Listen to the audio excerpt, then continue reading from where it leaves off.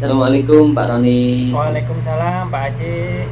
Ada yang Selamat pagi Pak. Nggih, selamat pagi. Ada yang bisa saya bantu Pak Ajis? Oke Pak Roni. Nggih, monggo. Ini saya mau apa namanya, mau berbicara dengan Pak Roni. Iya. Pak Roni kan rekan saya.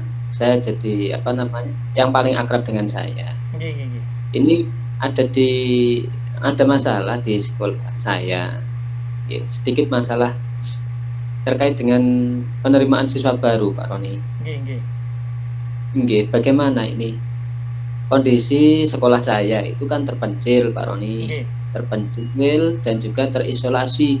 Jadi sekolah saya hanya satu dusun saja.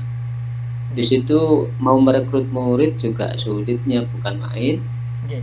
Kemudian kelihatannya untuk angka kelahiran itu berhasil diminimalisir sekali di dusun situ.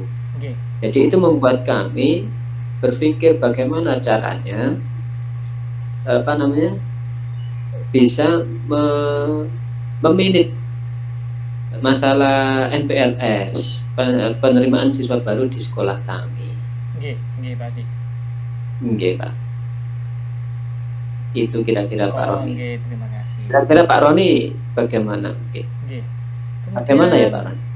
menurut Pak Ajis, identifikasi masalahnya ada di mana ya Pak Ajis? Kok bisa sampai muridnya sedikit begitu Pak Ajis?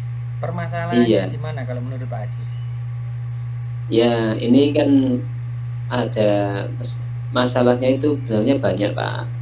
Tapi ada satu satu apa namanya masalah, mungkin kalau itu eh, saya jalankan itu insya Allah ada perubahan manajemen sekolah ke arah yang lebih baik. Masalah apa namanya penerimaan siswa baru itu. Oh, gitu ya Pak Ajis. Oke.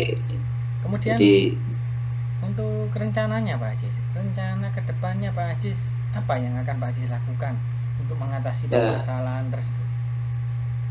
ini kan masalahnya MPLS ini tidak apa namanya tidak ditentukan oleh satu orang saja, Pak Roni. Jadi kita sebenarnya perlu kolaborasi dengan teman-teman, dengan rekan sejawat para pendidik, kemudian kolaborasi juga dengan komite, berkoordinasi juga dengan apa namanya tokoh masyarakat yang ada di sekolah situ, Pak Roni.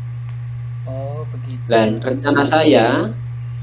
rencana saya itu kita berkolaborasi, kemudian mengusahakan membuat lembaga sekolahan yang ada di bawah SD.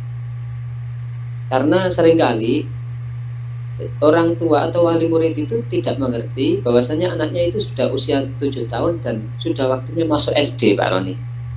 Oh, Jadi gitu. mungkin apa namanya dengan adanya sekolah di bawah TK, di bawahnya SD, TK maksud saya, itu nanti anak-anak wali muridnya yang awalnya tidak tahu, karena otomatis tersistem jenjangnya kan, setelah TK langsung masuk SD.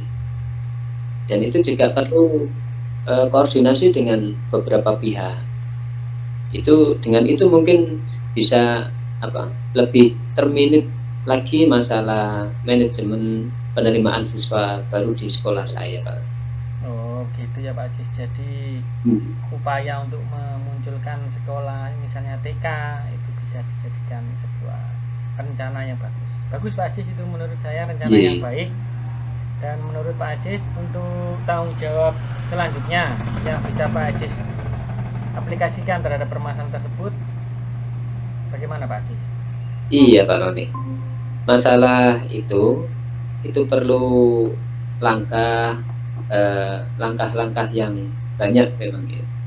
Butuhkan waktu yang panjang untuk mendirikan TK. Nggih. Jadi mungkin untuk awal di bulan Juli, karena ini sudah masuk tahun ajaran baru, mungkin tahun depan saya mulai untuk berkoordinasi dengan kepala sekolah, dengan rekan sejawat, mulai sekitar semester 1 ini saya usahakan untuk berkoordinasi.